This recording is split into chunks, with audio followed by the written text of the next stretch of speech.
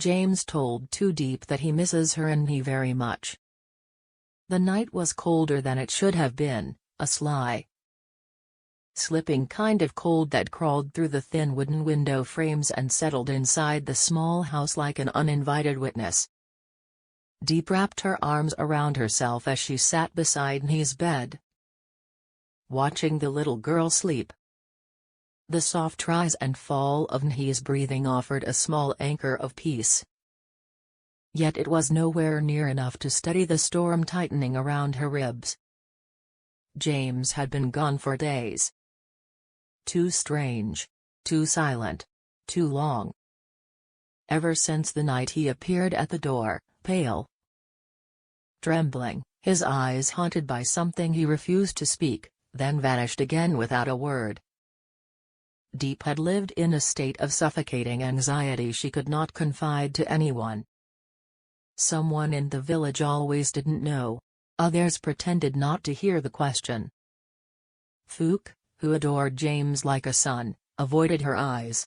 Even Mr. Tonight, exhaustion finally pulled her low. She curled beside he, brushing the child's soft hair and whispering, "Sleep well, my little one. Mommy is right here." Her eyes closed. And then she heard it.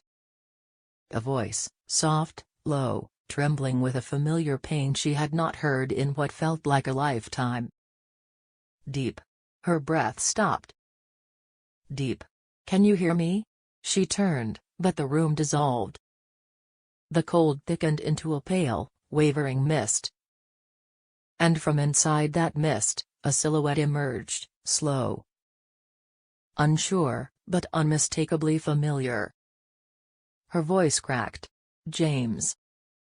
"James?" He stepped close enough for her to see his face, tired, bruised, but carrying the same gentle smile she had memorized 1,000 times. His hand lifted, but it couldn't touch her. As if something invisible held him back. "I miss you, Điệp," he whispered. "More than I can say. More than you know." Tears stung her eyes before she could stop them. "Where are you? What happened? Why didn't you come home? I'm trying," he said, voice breaking. "I'm trying to come back to you. But I'm trapped, Điệp. He. I can't get out yet." Her heart pounded painfully. "Trapped by who? Your father? Someone else? James? Please tell me so I can help you." James shook his head. Sorrow carved into every line of his face. "I can't. Not yet." He looked at her as if memorizing her for the last time. "But listen. Don't be afraid. I'm fighting. I will return to you." The mist began pulling him backward. "No, James." She reached for him, her cry tearing into the cold. And then, darkness. "Wait for me," he said. Điệp woke with a violent gasp, heart racing, cheeks wet with tears. The house stood perfectly still. He slept peacefully beside her. Nothing had changed, except everything had. James's voice had been too real. His pain too immediate. His presence too solid. Điệp sat at the edge of the bed long after the dream faded, her hands trembling. She wiped her cheeks quickly, afraid the tears might drop onto his blanket and wake her. "James," she whispered into the silent room. "If that was really you, what are you trying to tell me?" She forced herself to stand. The familiar rhythm of boiling water always calmed her. Work always helped.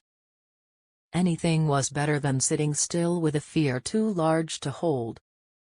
While the kettle heated, she pulled out her small notebook, the one she only used when something felt too important to forget. She wrote, "He said he missed me. He said he was trapped. He said he was trying to return. He said not to be afraid." Her pen stopped. Trapped.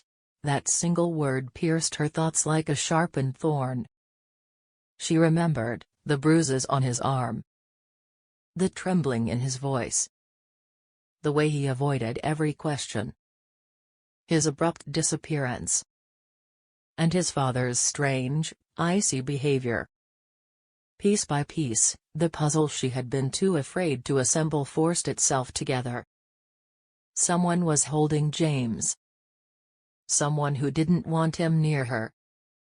Someone powerful enough to silence a village. A shiver crawled along her spine. The kettle whistled violently. Her hands shook so hard the cup rattled against the table as she poured hot water. "Tell me what to do." A soft noise startled her. "James," she whispered. Tiny footsteps. He peeked into the kitchen, eyes half open, hair sticking up like a small startled bird. "Go deep." Concotnu oak. Fear softened instantly into tenderness. Deep lifted the child and kissed her warm forehead. "All right, sweetheart. Let's get you some water." As she poured a cup, he tugged on her sleeve. "Go deep. Uncle James Kovanyakong?" The question hit deep straight in the chest. "I think," she whispered softly, holding me close. "He's trying very hard to come home." But this time, she wouldn't just wait. She would find him. The next morning, Deep moved like someone walking between two realities, one where James existed only as a memory, and another where he was reaching for her through some unseen crack between worlds. For days, strange coincidences followed her, small, subtle, but impossible to ignore. The music box James once repaired, silent for months, played two soft notes when she passed. The jasmine plant he bought, nearly dead, bloomed with sudden white flowers. Once, while sweeping the yard, she felt someone brush past her, light as wind. She turned. Warm as breath. No one. Villagers said grief could blur reality. And she knew James. But Deep knew herself. Something, someone, was reaching for her. Exhaustion overtook her one evening. She fell asleep beside the window, moonlight painting silver across the floor. Again, the cold thickened. Again, the mist breathed open like a doorway. This time, clearer. James appeared. But he did not smile. Almost alive. More real. "Deep," he said urgently. "Don't be afraid. I'm closer now. But time is running thin." She reached toward him, desperate. Shaking, but her hand passed through air. "James, where are you? Why can't you come back?" "Because something is holding me," he said, voice flickering. "Something I didn't understand until now." His figure dimmed like a candle fighting wind. "Listen to me. There's a reason I can reach you this way." "Why?" she whispered, trembling. "It's the only path I have left." The room trembled. "Your heart," he said. "Find the truth, Deep," he said. "Find what they hid from us." The light shattered. He vanished. The next morning, determination pulsed through her veins. Find what they hid from us. Her first step, James's younger brother, Tien. His eyes had aged years since James vanished. He hesitated before letting her in, as though her presence awakened memories he had tried to bury. "You dreamed of him?" "Again," he said softly. She nodded. Jen swallowed hard, then went to an old cabinet and retrieved a small locked box. "James found this before." "Everything," he whispered. He said he needed time to understand it. But he never got the chance. Inside were letters, yellowed, brittle, stained with the weight of secrets. Some were from James's father. Others were from a man she didn't recognize, until she saw the signature. A cold tremor ran through her. John. John, the man who hovered at the edges of their lives. The man who once confessed feelings for her. The man whose rivalry with James hardened into hatred. The letters told a story, deals gone wrong. A stolen plot of land. Manipulations. A feud stretching across decades. In the final letter, one sentence froze her blood: "If I cannot break James in life, I will break him in every other way.